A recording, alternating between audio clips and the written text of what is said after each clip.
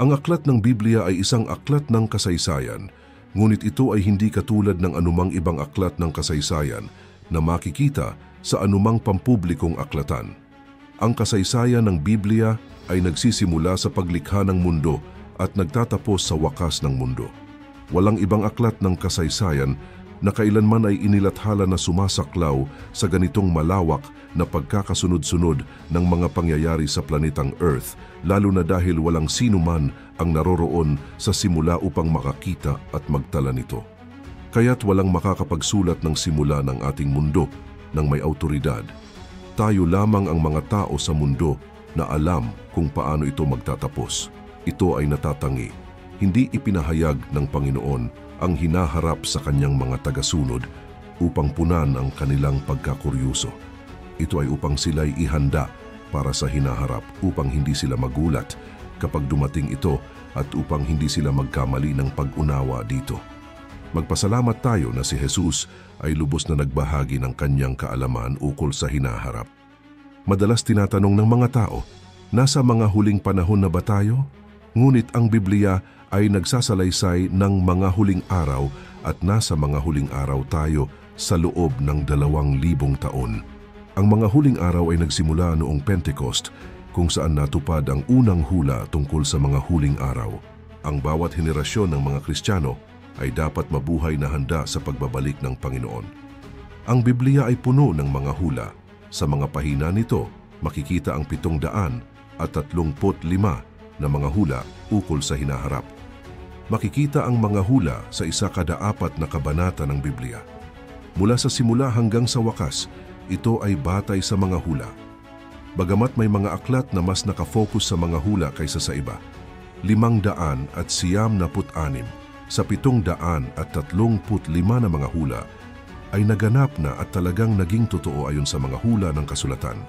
Kaya't 81% ng lahat ng mga hula ng Biblia ay nagkatotoo na, at ang ilan sa mga hulang ito ay ginawa bago pa ito mangyari. Hindi kailangan ng malalim na pananampalataya upang maniwala na mangyayari rin ang natitirang 19%. Ito ay napakataas na porsyento. Ang Biblia ay napatunayan ang 100% ay tama para sa bawat hula na maaring natupad na hanggang na ngayon. Sa natitirang mga hula, karamihan sa mga ito ay may kinalaman sa mismong pagbabalik ni Jesus at sa mga pangyayari pagkatapos nito. Ilan ba sa mga hulang ito ang natitirang mangyari bago ang pagbabalik ni Jesus? Ang sagot ay mga 20, at tayo ay nagmamasid upang makita ang mga itong mangyari bago natin hantayin ang pagdating ng Panginoon. Sinabi sa atin ni Jesus na magmasid at magdasal. Ano ang ating dapat bantayan? Hindi tayo pwedeng manatiling nakatayo at titigil na lang habang tinitignan ang mga ulap na magpapakita ng kanyang pagdating. Hindi iyon ang kanyang ibig sabihin. Ibig sabihin niya, manatili tayong matahimik na nagmamasid sa mga pangyayari sa mundo at tingnan ang mga senyales na ibinigay niya sa atin upang tayo'y maging handa. Ang mga senyales ay mga tanda. Kaya tingnan natin ang Mateo Kabanata 24 kung saan tinanong siya ng mga alagad, ano ang mga tanda o senyales ng iyong pagbabalik? Ano ang gagawin natin kung hindi natin alam kung kailan ito mangyayari? Sa kanilang tanong, binigyan sila ni Jesus ng direkta at malinaw na sagot. Pwede nating pasalamatan ng Diyos na siya ay sumagot ng malinaw at bukas palad. Sa aklat ng pahayag, binigyan niya tayo ng mas detalyadong sagot at paglalarawan. Pero dito ibinigay niya ang mga tanda na magiging senyales bago ang kanyang pagdating. Lumapit ang mga alagad kay Jesus ng lihim habang siya ay nakaupo sa bundok ng Olibo. Mateo 24:3. 36. Matapos ito, nakaupo si Jesus sa bundok ng Olibo.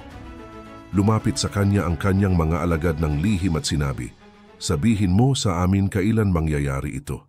Anong tanda ang magpapahiwatig ng iyong pagbabalik at ng wakas ng mundo?" Sinabi ni Jesus sa kanila, "Huwag ninyong pabayaan na kayo'y malinlang sapagkat marami ang darating sa aking pangalan na magsasabing, 'Ako ang Mesiyas.' Sila'y magdadala ng malaking kalituhan at maririnig ninyo ang mga alingawngaw ng mga digmaan at mga panganganib ng mga digmaan. Ngunit huwag kayong maguluhan. Oo, kinakailangang mangyari ang mga ito. Ngunit hindi agad susunod ang wakas. Mag-aaway ang isang bansa laban sa isa't isa at kaharian sa kaharian. Magkakaroon ng tagutom at lindol sa maraming bahagi ng mundo. Ngunit ito lamang ang mga panganganak ng kalumbayan at mayroon pang darating. Pagkatapos nito, kayo'y aaristuhin, huhulihin at papatayin. Kukutiyain kayo ng buong mundo dahil kayo'y mga tagasunod ko. At marami ang aalis sa akin, magkakanulo at magkakaroon ng galit sa isa't isa. At magkakaroon ng mga peking propeta na magpapakita at magdadala ng kalituhan sa maraming tao. Ang kasalanan ay kakalat sa lahat ng dako at ang pag-ibig ng marami ay malalamig. Ngunit ang nananatili hanggang sa wakas ay maliligtas at ang mabuting balita ng kaharian ay ipapahayag sa buong mundo upang marinig ito ng lahat ng mga bansa. At pagkatapos ay darating ang wakas. Darating ang araw na makikita ninyo ang sinabi ni Propeta Daniel. Ang kasuklam-suklam na bagay na magdadala ng kalaswaan ay tatayo sa banal na lugar. Mambabasa, mag-ingat kayo. Pagkatapos nito, ang mga tao sa Judea ay dapat magtakbuhan sa mga bundok. Ang isang tao sa bubong ng bahay ay huwag bababang pababa para mag-ayos. Ang isang tao sa bukirin ay huwag babalik kahit na para kunin ang kanyang abito. Gaano kahirap para sa mga babaeng nagdadalang tao at sa mga nagpapasuso sa mga araw na iyon. At idalangin ninyo na ang inyong pagtakas ay hindi mangyayari sa taglamig o sa Sabado, sapagkat magkakaroon ng mas malaking paghihirap kaysa sa anumang panahon mula nang mag-umpisa ang mundo, at hindi ito magiging ganong kahirap kailanman. Sa katunayan, maliban na lamang kung babawasan ang panahon ng pagkakaroon ng kalamidad, walang isang tao ang makakaligtas. Ngunit ito'y babawasan para sa kapakinabangan ng mga pinili ng Diyos. Pagkatapos, kung ang sinuman ay sasabihin sa inyo, tingnan ninyo, narito ang Mesiyas o narito siya, huwag kayong maniniwala. Sapagkat ang mga peking Mesiyas at mga peking propeta ay magtatayo at gagawa ng mga dakilang tanda at kababalaghan upang manglinlang, kung maaari, pati na ang mga pinili ng Diyos. Tingnan ninyo, binalaan ko na kayo tungkol dito bago pa mangyari. Kaya't kung may magsasabi sa inyo, tingnan ninyo, ang Mesiyas ay nasa ilang. Huwag kayong mag-aaksaya ng oras na tingnan ito o tingnan ninyo, siya ay nagtatago dito, huwag kayong maniniwala. Sapagkat tulad ng kidlat na sumiklab sa silangan at sumiklab hanggang sa kanluran, gayon ang mangyayari kapag si Jesus ay dumating. Gaya ng pagtitipon ng mga alimango na nagpapakita na may bangkay sa malapit, gayon din ang mga senyales na nagpapahiwatig na ang wakas ay malapit na. Kaagad pagkatapos ng kalupitan ng mga araw na iyon, ang araw ay magiging madilim, ang buwan ay hindi magbibigay liwanag. Ang mga bituin ay mabubunot mula sa kalangitan at ang mga kapangyarihan sa kalangitan ay mangangatal. At pagkatapos sa wakas, ang senyales na si Jesus ay darating ay magpapakita sa kalangitan at magkakaroon ng malalim na pagluluksa sa lahat ng mga tao sa mundo at makikita nila si Jesus na dumarating sa mga ulap ng kalangitan na may kapangyarihan at dakilang kaluwalhatian at kaniyang susuguin ang kanyang mga anghel na may malakas na tunog ng trumpeta at sila'y magtitipon ng kanyang mga pinili mula sa lahat ng dako ng mundo, mula sa mga pinakamalalayong dulo ng lupa at kalangitan. Ngayon, matuto tayo ng aral mula sa puno ng igos. Kapag ang mga sanga nito ay sumibol at ang mga dahon nito ay nagsimula ng magtubo, alam ninyo na malapit na ang tag-init. Gayon din, kapag nakita ninyo ang lahat ng mga bagay na ito, alam ninyong labis nang malapit ang kanyang pagbabalik, nasa harap na ng pinto.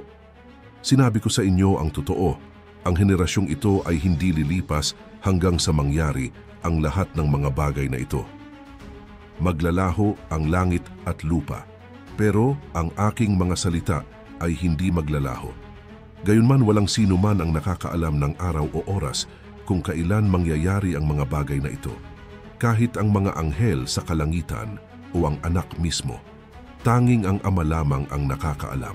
Sa nasabing teksto, binigyan niya tayo ng 4 na malinaw na senyales ng kanyang pagdating. Kaya't ano nga ba ang mga apat na senyales na ibinigay niya sa atin?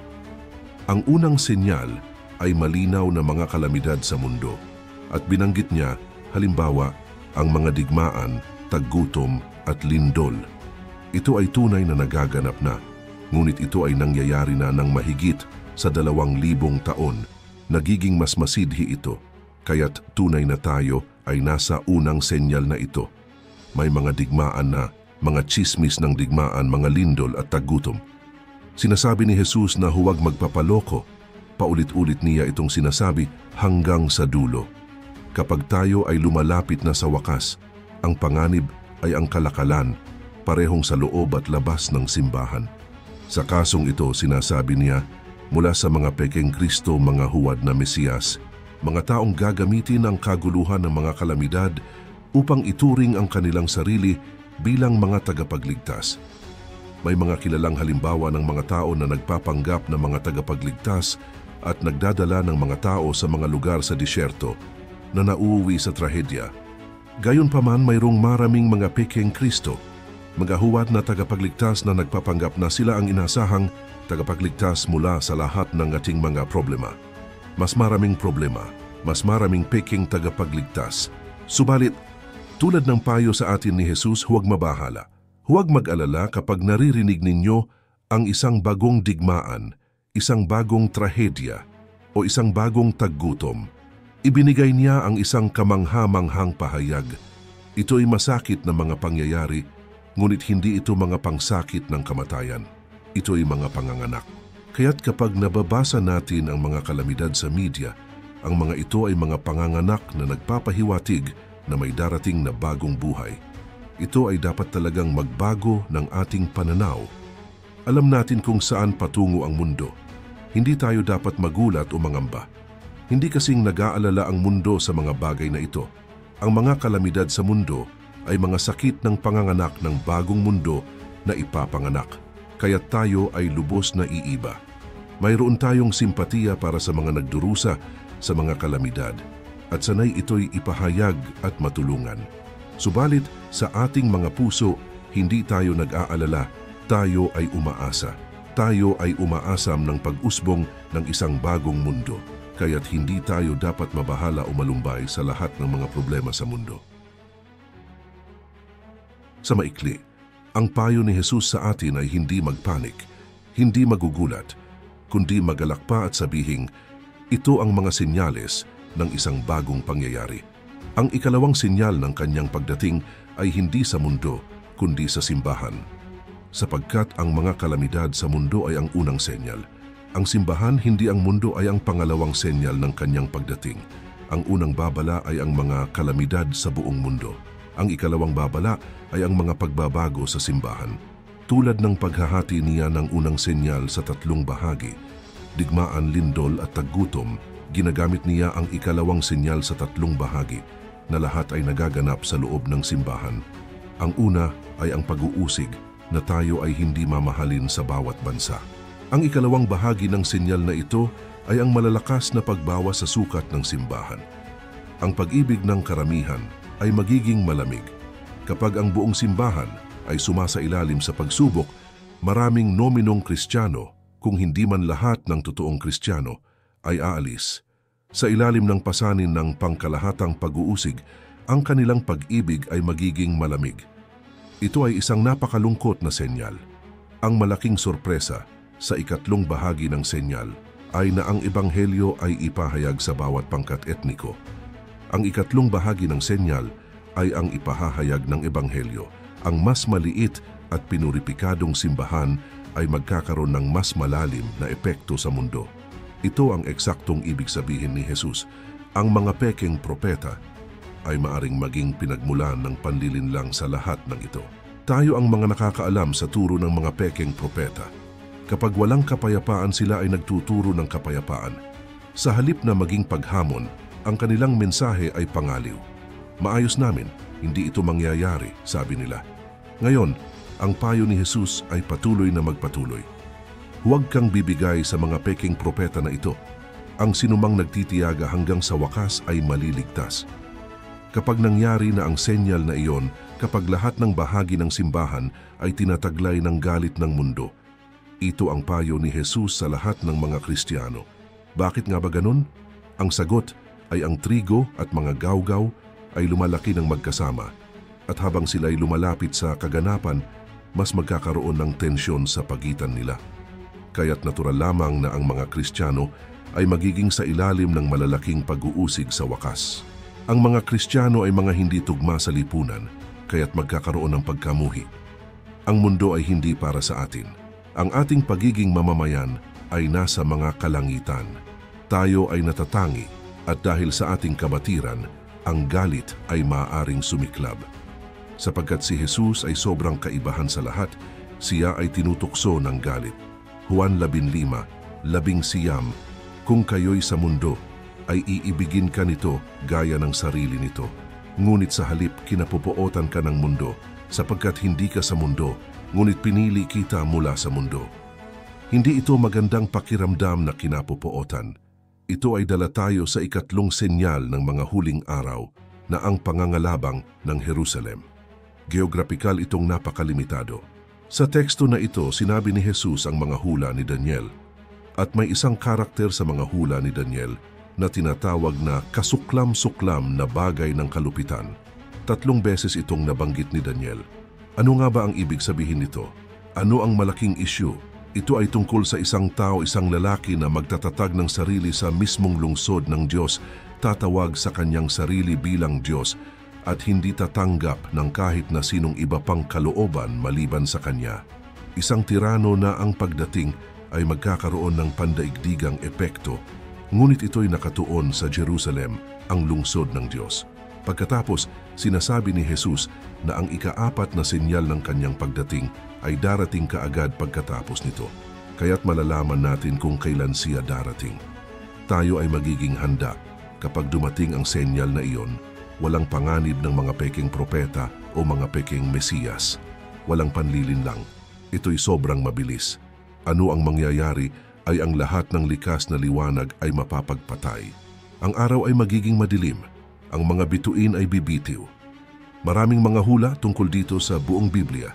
Sinasabi ni Isaias, ang mga kalangitan ay irolyo na parang kumot. Ang lahat ng mga bituin sa kalangitan ay matutunaw. Ang kalangitan ay irolyo na parang isang lagayan.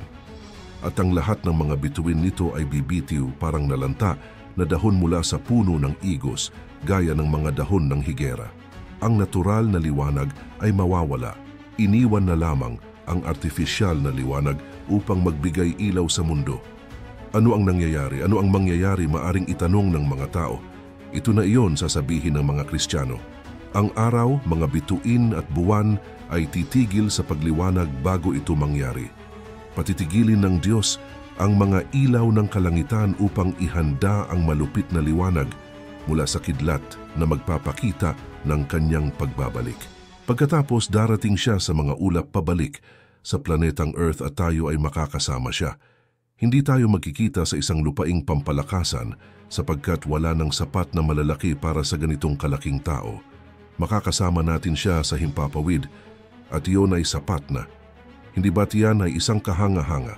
Kapag nakita mo ang lahat ng mga bagay na ito, alam mo na siya ay nasa mga pintuan, halos maglakad na papasok, sabi niya. Pagkatapos, nagbibigay si Jesus ng napakasimpleng pahayag tungkol sa puno ng igos at dito maraming mga Kristiyano ang nagkamali ng landas. Sinasabi niya, ngayon, alamin ninyo ang aral na ito mula sa puno ng igos. Kapag ang mga sanga nito ay naging malambot at ang mga dahon nito ay lumabas, alam ninyo na malapit na ang tag-init. Ginagamit ni Jesus ang puno ng igos bilang halimbawa na hindi isang alegorya.